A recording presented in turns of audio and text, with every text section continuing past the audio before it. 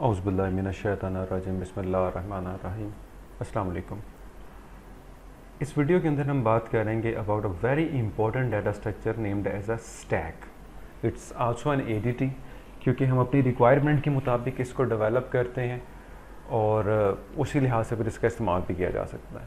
तो स्टैक क्या चीज़ है, किस तरह से इसकी इम्प्लीमेंटेशन होती है, इसकी कम्प्लेक्सिटी एनालिसिस वगैरह, वो सारी चीज़ें अभी हम इस लेक्चर के अंदर देखते हैं। Okay, so stack is a data structure in which operations are performed in last in first out order, or you can say first in last out order, right?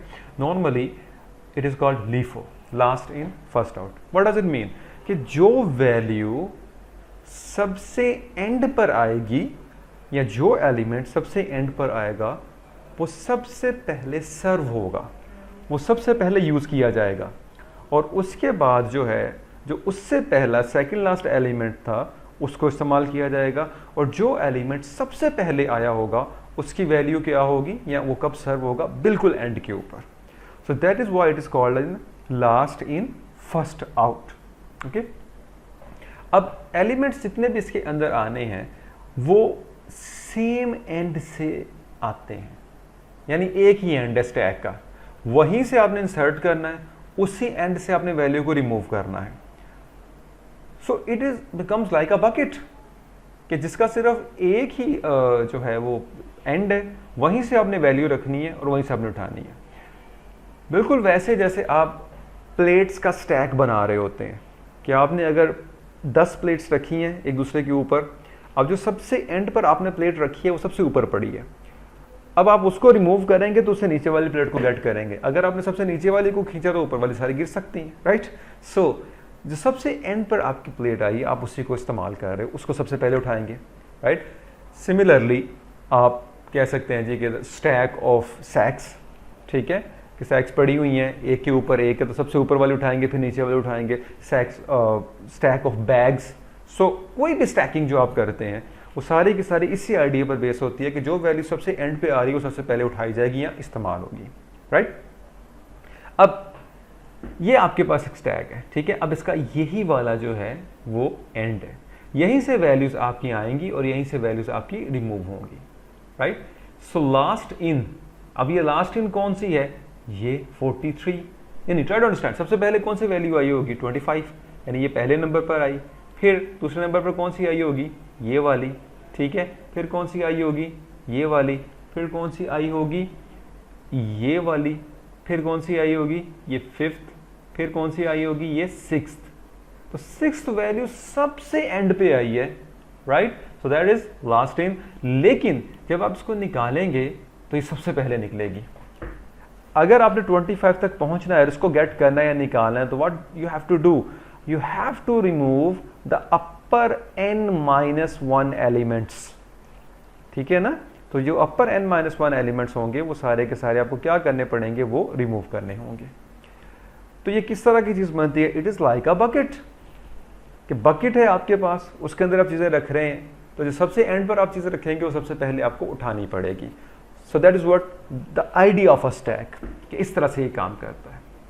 Okay, अब किस किस काम ये आ सकता है, बहुत सारी एप्लीकेशन हैं, उनमें से एक बैक ट्रैकिंग। बैक ट्रैकिंग क्या है कि आपने एक रास्ते से गुजरे, लेट्स से आप पहले उस रास्ते में से ए पॉइंट से गुजरे, फिर आप बी से गुजरे, फिर पॉइंट सी से गुजरे, और फाइनली आप फिर पॉइंट डी पे पहुंच गए। अब आप ये जानना चाहते हैं, देखना चाहते हैं कि मैं पॉइंट डी पर कैसे आया। Might be possible there are other ways around, कि ए के बाद एक रास्ता ये भी हो सकता है कि ए के बाद जो है आप किसी और लोकेशन पे चले जाते जो एक्स लोकेशन होती, फिर आप लोकेशन वाई पे पहुंचते, और फिर लोकेशन वाई के बाद आप पहुंच जाते लोकेशन डी के ऊपर। ये भी एक पाथ हो सकता था। सपोज कर लें एक और पाथ वहाँ पर एग्जिस्ट करता था कि पहले आप ए पे जाएं, और ए पे जाने के बाद लेट्स से आप चले जाएं सम पॉइंट लेट्स से जी पे पहुँचते, और जी के बाद आप पहुँचते सपोज एस पे, और एस से पहुँचने के बाद आप फिर डी पे पहुँच रहे होते। तो लेट्स से कि ये पाथ आपके पास एग्जिस्ट करते थे, लेकिन आपने चूज़ किया है ये वाला, यानी इधर से गुजर के आप डी तक पहुँचे।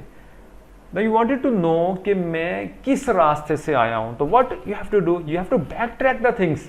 और बैक ट्रैकिंग करने के लिए क्या करना पड़ेगा, फिर आप यहाँ आएंगे, यहाँ आएंगे, यहाँ आएंगे, और अगर आपने स्टैक किया होगा, स्टैक के अंदर चीज़ें रखी होंगी, तो जो सबसे पहले पॉइंट आया था वो कौन सा होगा, आपका ए, वो यहाँ पड़ा होगा, उसके ऊपर कौन सा पड़ा होगा जी, बी पॉइंट, देन सी, और फाइनली आपका पॉइंट कौन सा होगा, डी.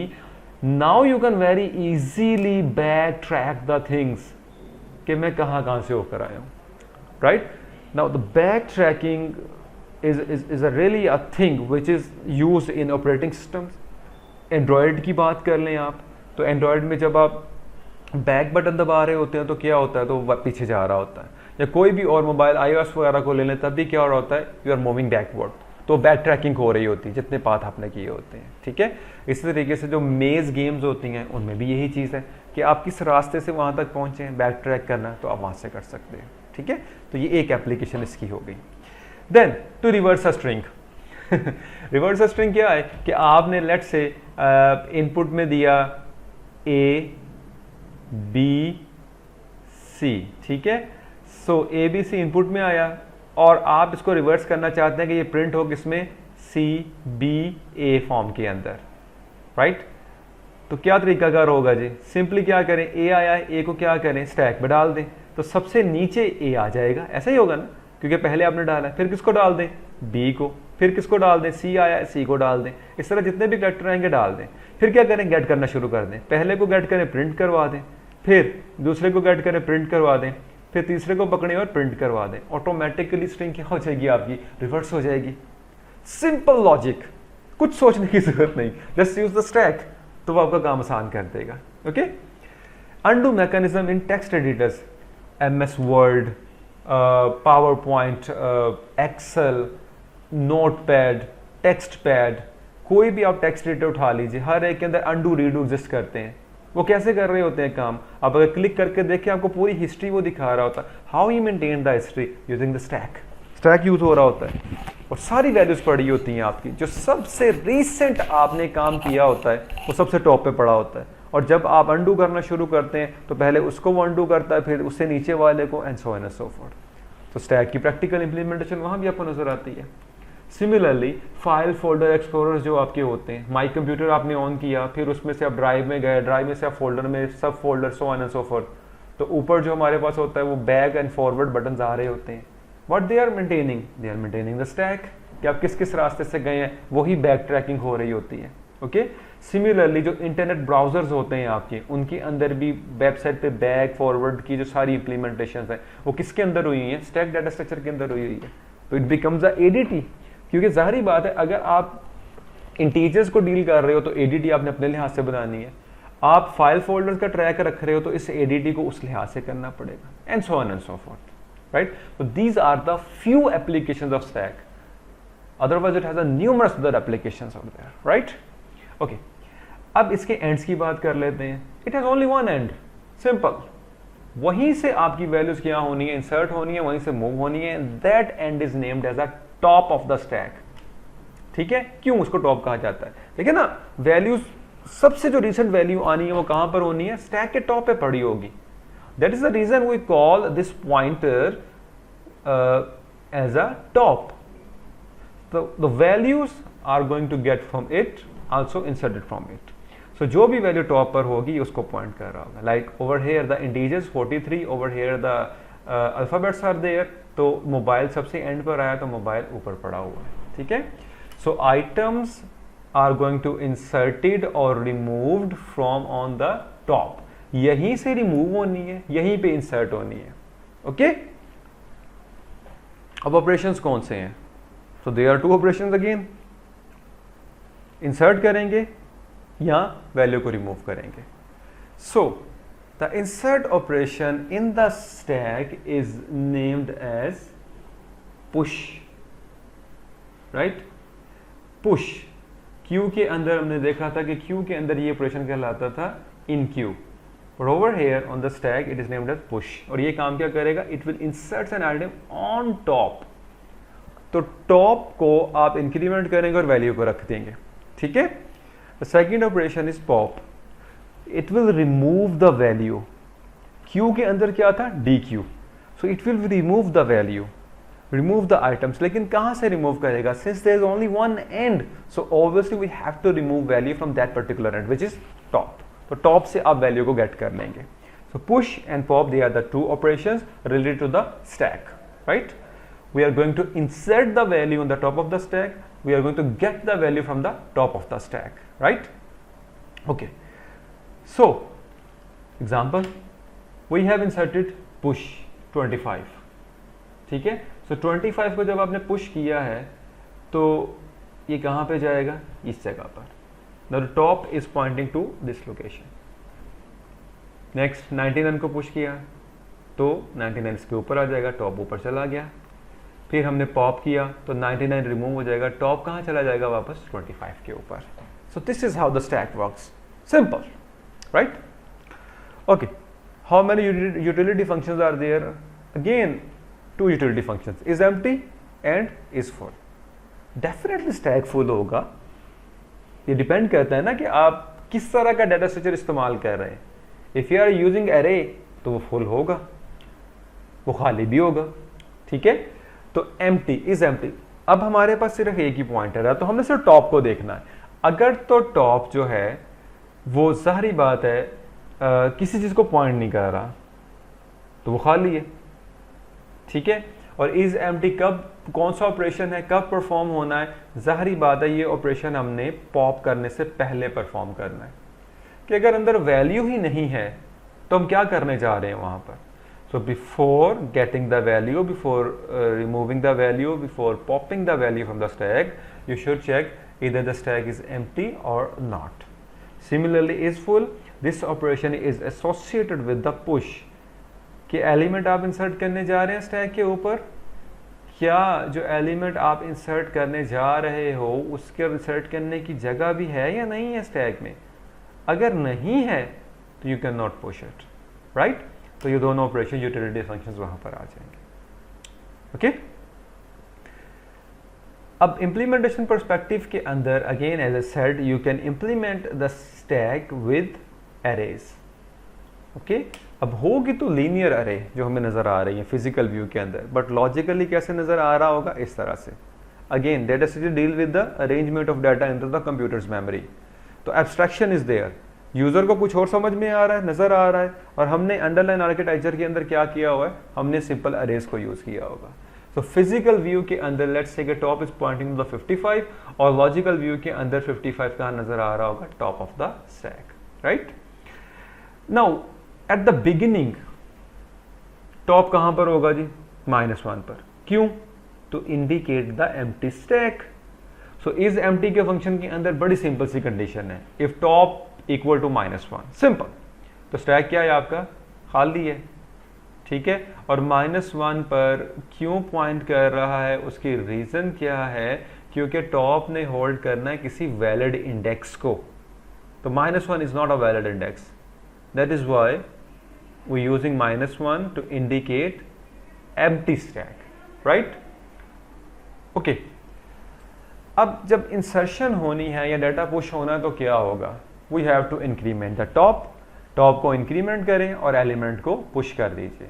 और जब एलिमेंट पॉप होगा तो क्या करना है? Definitely we have to decrement the top by 1 point और 1 index, right? It's that simple. Just increment the top when you are inserting, just keep decrement the top when you are popping the element or removing the element from the stack, right? Now let's talk about little bit about the system stack.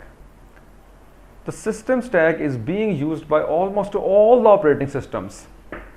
ये कहना गलत नहीं होगा कि operating system की core के अंदर जो इंपॉर्टेंट चीज़ एग्जिस्ट करती है वो आपका सिस्टम स्टैक होता है। और सिस्टम स्टैक कहाँ पर है? वो स्टैक मेमोरी के अंदर होता है ये, और ये किसको होल्ड करता है? ये आपकी फंक्शन कॉल्स का ट्रैक रखता है।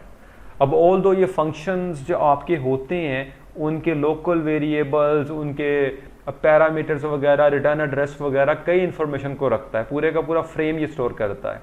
But we will take a simple example जिसमें हम यही अज्यूम कर लेंगे कि ये पूरे फंक्शन को अपने अंदर रख रहा है और वहाँ ये किस तरह से फिर प्रोग्राम्स को चलाता है। नाउ टेक एन एग्जांपल, कि ये 3 फंक्शन है हमारे पास। मेन फंक्शन जहां से एग्जीक्यूशन शुरू होनी है प्रोग्राम की, the main is making a call to add, then add is making a call to sub, and sub is executing some statement.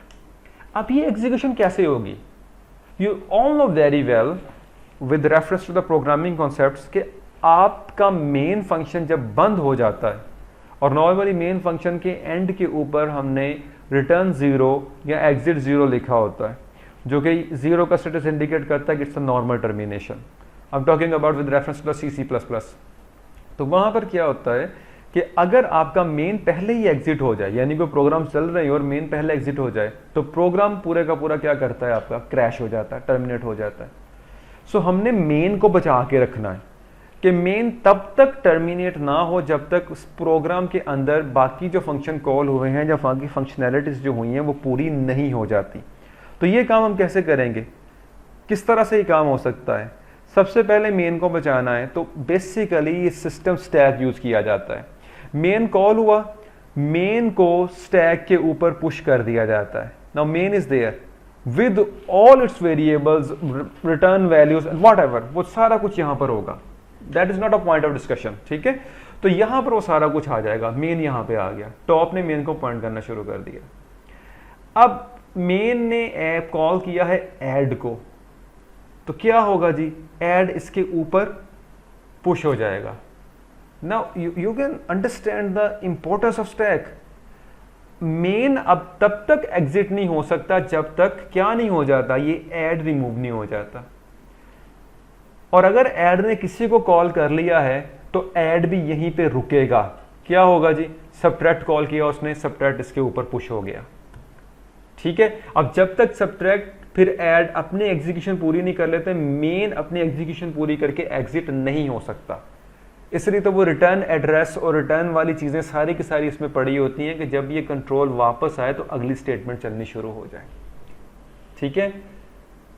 So it's that important. अब आप अंदाजा लगा सकते हैं कि अगर स्टैक ना इस्तेमाल हुआ होता तो शायद ये काम ना हम कर पाते, ओके। अब क्या होगा, अब पॉप होना शुरू होगा। लेट्स अज्यूम दैट कि सबट्रैक्ट ने अपनी एग्जीक्यूशन पूरी कर ली, ये एग्जिट हो जाएगा। कंट्रोल दोबारा किसके पास आ जाएगा, जब टॉप ऐड पे पहुंचा तो ऐड की अगली स्टेटमेंट चलनी शुरू हो जाएगी। ऐड खत्म हो गया, कंट्रोल दोबारा मेन पे आ गया। अब मेन अपनी एग्जीक्यूशन पूरी करेगा और वो एग्जिट हो जाएगा और ऑपरेटिंग सिस्टम को सिग्नल चला जाएगा कि it's a normal termination, stack is empty, तो आपका प्रोग्राम रिलायबली टर्मिनेट हो जाएगा, right. So that is an example of a system stack. Okay. Now take another example, a general example, जिसमें हम push वगैरह करके देखेंगे, समझेंगे कि चीजें किस तरह से चल रही। So initially top is at -1. That's a physical view. That's a logical view, and we have a maximum size of 4, and we are implementing the stack with the help of arrays. All right. Element push किया 9. तो आपके सामने top 0 index पर आ गया और logical view में भी ये यहां पर आ गया, ठीक है। देन वी पुश्ड 4, टॉप एक इंक्रीमेंट हुआ और 4 वहां पर आ गया, लॉजिकल में और फिजिकल में। Then we pushed 7, top incremented और दोनों में लॉजिकल और फिजिकल में टॉप पर 7 आ गया आपका, ठीक है। नेक्स्ट वी पुश्ड 8, जैसे पुश 8 किया तो लास्ट इंडेक्स पर हम पहुंच गए यहां पर, ठीक है। Now what, is the stack full? Yes it is full, क्योंकि आपके पास कितने एंड्स है, सिर्फ एक है, top. So if top is equal to size -1, size -1 क्या है, क्योंकि आपका जो C++ के अंदर साइज है वो क्या है जी, वो एक इंडेक्स कम होगा। तो अगर टॉप लास्ट इंडेक्स पे पहुंच गया तो इसका क्या मतलब है, स्टैक फुल हो गया। इसमें कोई और रॉकेट साइंस नहीं है, ठीक। तो अगला एलिमेंट अगर हमने पुश किया विच इज 7, तो क्या होगा जी, stack is full, that is top is equal to size -1, right. Given appropriate message और आगे मूव कर जाएं। Now let's pop it. जब आपने पॉप किया तो किसमें मूव होना है, टॉप कहां पर था, टॉप इस जगह पर था, तो 8 रिमूव हो गया, तो टॉप को एक डिक्रीमेंट हम कर देंगे ना, टॉप पीछे आ गया, ओके। सिमिलरली एक और पॉप किया तो कौन रिमूव हो जाएगा, 7, और टॉप एक यूनिट फिर पीछे चला गया या एक इंडेक्स पीछे चला गया, राइट। सिमिलरली फिर हमने पॉप किया तो 4 भी रिमूव हो गया, तो टॉप यहाँ पे आ गया, एंड देन हमने पुश किया एक और एलिमेंट को। सो टॉप 0 पे था, टॉप अब आगे बढ़ा और उसने ये वैल्यू यहाँ इंसर्ट कर दी, राइट। अगेन मैंने पॉप किया तो क्या रिजल्ट आ गया जी, 88 रिमूव्ड, और इंडेक्स कहाँ पर आ गया, 0 पर, यानी टॉप कहाँ पे आ गया, 0 पर। एंड देन अगेन आपने पॉप किया, नाउ रिमूव एवरीथिंग रिमूव। जब फिर आपने पॉप किया है तो स्टैक आपका ऑटोमेटिकली टॉप कहाँ चला जाएगा, स्टैक का -1 के ऊपर। कुछ करने की जरूरत नहीं, आपने स्टेटमेंट तो लगाई होगी, टॉप असाइन टॉप -1, तो टॉप अगर 0 पर था तो 0 - 1 क्या हो जाएगा, -1। Now the stack is empty, simple, ठीक है। Okay, let's talk about the time complexity of stacks operation. So there are in general 4 operations. One is push. It will take constant time. क्यों constant time लेगा भाई, सिर्फ top assign top +1 ही करना है ना। और अगर आप इसके अंदर अगर क्या लाजमी आपको करना चाहिए, आप ये पुश करने से पहले ये चेक कर रहे हैं कि कहीं वो फुल तो नहीं हुआ, तो वो भी कितना टाइम ले लेगी। फुल की कंडीशन क्या है कि top is not equal to size -1, so both are constant statements. तो पुश जो है आपका वो बिग ऑफ 1 टाइम लेगा, पॉप भी बिग ऑफ 1 लेगा। वजह, टॉप को क्या करना है आपने, टॉप असाइन टॉप -1, और उसके अंदर अगर आप इज एम्प्टी को चेक कर रहे हैं तो क्या होगा जी, is empty top is not equal to -1, that's it. अब इज एम्प्टी यूटिलिटी फंक्शन वो तो हमने ऊपर बात कर ली, वो भी कांस्टेंट टाइम लेगा, और आपका इज फुल जो है वो भी कांस्टेंट टाइम ही लेगा, राइट। So stack ADT, stack data structure is very important as well as very efficient, because all the operations of this particular ADT are taking constant time complexity, ठीक है। अब स्टैक में सर्च करनी है, आपने लीनियर सर्च लगाया है तो वो ज़ाहिरी बात है बिग ऑफ एन में जाएगा। पूरे के पूरे स्टैक को डिस्प्ले करवाना चाह रहे हो तो उसमें क्या होगा, वो भी एन टाइम ले लेगा, क्योंकि एन एलिमेंट्स होंगे स्टैक के अंदर। तो जो कोई और ऑपरेशन आप उस पर अप्लाई करोगे उसकी कम्प्लेक्सिटी अलग से एग्जिस्ट करेगी, लेकिन इन जो जनरल ऑपरेशंस है वो आपके जो है वो बिग ऑफ 1 के अंदर ही जाएंगे, ठीक है। होपफुली चीज़ें क्लियर हो गई होगी यहाँ तक। इंशाल्लाह दोबारा मुलाकात होगी अगली वीडियो के अंदर इंशाल्लाह। अपना बहुत ख्याल रखिएगा। अस्सलाम वालेकुम व रहमतुल्लाहि व बरकातहू।